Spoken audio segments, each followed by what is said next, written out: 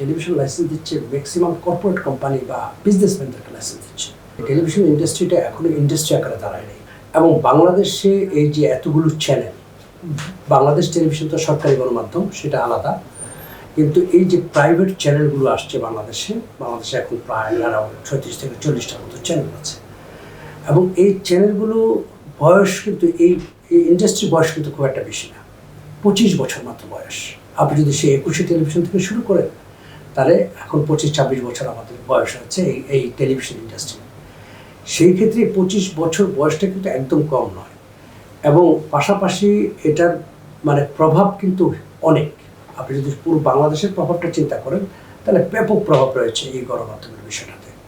তো সেই ক্ষেত্রে প্রভাবের তুলনায় আমরা মানে বিশেষ করে টেলিভিশন ইন্ডাস্ট্রি আমরা কিন্তু সেভাবে প্রফেশনাল হয়ে উঠতে পারিনি। এবং এটার পেছনে অনেকগুলো কারণ রয়েছে, এটা একটা দুটা কারণ না। যেমন ধরুন আমি যদি একটা কথা বলি যে আপনার প্রথমত যেটা যে আমরা টেলিভিশন যে এতগুলো টেলিভিশন হয়েছে সেটা কিন্তু এখন পর্যন্ত কোনো নীতিমালা নেই। টেলিভিশনের যারা কাজ করে আমার মতো যারা কর্মী যারা, আমাদের কিন্তু ওয়েজ বোর্ড নেই, ঠিক আছে।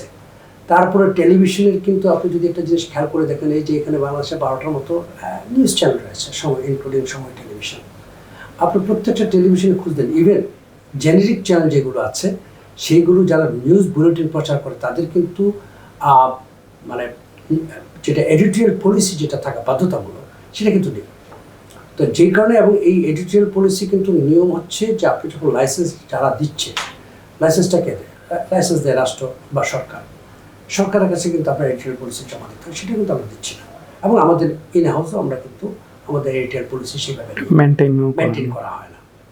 তো এই যে কিন্তু মেমোরেন্ডামটা দেওয়া হয় একটা, মেমোরেন্ডাম এটা তো অন্য জিনিস কোম্পানি। আপনি সংবাদ প্রচার করবেন, আপনার এডিটোরিয়াল পলিসি কি আছে সেটা থাকতে হবে না আপনার।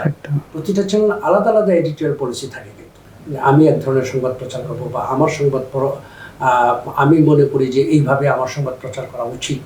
তো একটা পলিসি যেটা হচ্ছে যে এডিটোরিয়াল পলিসি প্রত্যেকটা গণমাধ্যম সংবাদ মাধ্যমে থাকে। তো সেটা এখন পর্যন্ত করে ওঠেনি, এটা একটা বিষয়।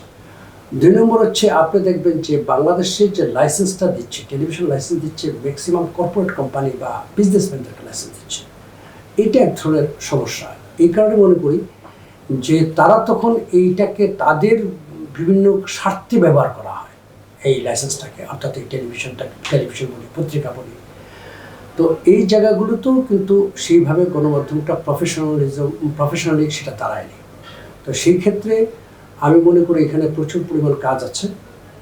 এবং যেহেতু বর্তমান সরকার খুব আন্তরিক গণমাধ্যমের বিষয়ে, এবং আপনি জানেন যে ইভেন বিএনপির 31 দফার ভিতরে 12 নম্বর দফাই ছিল হচ্ছে আপনার মিডিয়া কমিশন। তো ইতিমধ্যে আমরা কথা বলেছি মাননীয় তথ্যমন্ত্রীর সাথে, তিনিও কথা দিয়েছেন। মাননীয় প্রধানমন্ত্রীর সাথে কথা বলেই উনি জুলাইয়ের ভিতরে মিডিয়া কমিশন তৈরি করার প্রক্রিয়া শুরু করবেন। তো সুতরাং এইগুলো যদি আমরা ধাপে ধাপ পেরোতে পারি তাহলে আমি মনে করি গণমাধ্যম একটা অবস্থানে আসবে। এবং সেই ক্ষেত্রে গণমাধ্যমের এই সুফলটা প্রতিটা কর্মী পাবে।